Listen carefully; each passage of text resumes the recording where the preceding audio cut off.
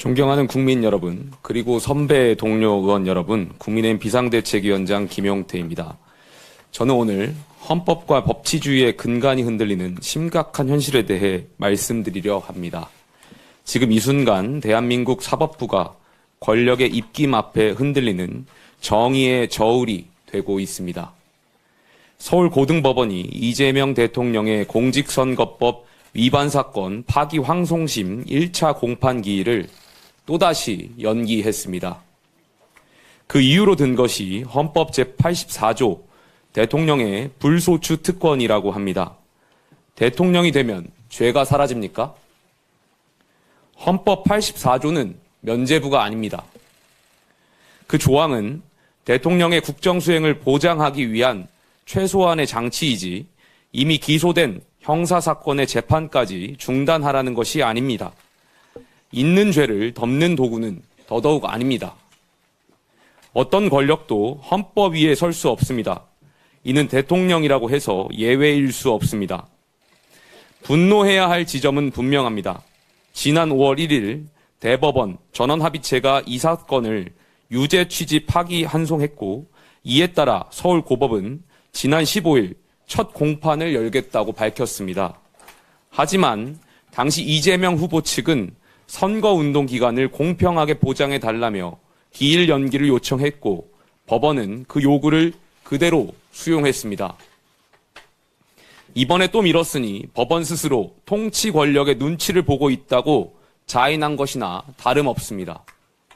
물론 우리는 알고 있습니다. 대통령의 직무가 헌법상 보호를 받는다는 점을 말입니다. 하지만 오늘 서울고법의 판단은 한마디로 사법의 유예입니다. 권력의 일정에 순응한 개별재판부의 결정입니다.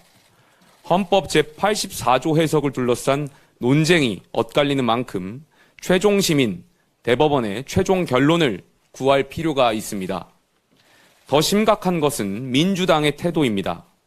개별재판부 판단에 맡기면 곤란하다면서 형사소송법 개정을 추진하겠다고 합니다. 대통령이 됐으니 아예 재판을 하지 못하게 막겠다는 것입니다. 이쯤 되면 사법부를 헌법이 부여한 독립기관으로서가 아니라 정치 권력의 하명기관쯤으로 여기는 것입니다. 존경하는 국민 여러분, 법 앞에 모든 국민이 평등하다는 헌법 정신이 무너지고 있습니다. 이재명 대통령은 유권자를 기만한 혐의로 대법원에서 유죄 취지 판결을 받았습니다. 그런데 대통령이 됐다는 이유 하나로 이 사건을 심리하지 않는다면 그게 과연 사법 정의에 맞습니까? 죄 있는 권력자는 법망을 피해도 괜찮다는 뜻입니까? 우리는 지금 대통령이 된 순간 죄가 정지되는 제왕적 불소추 특권 국가로 가는 길목에 서 있습니다. 국민의힘은 침묵하지 않겠습니다. 사법부가 눈을 감는다면 우리가 국민을 대신해 부당함을 고발하겠습니다.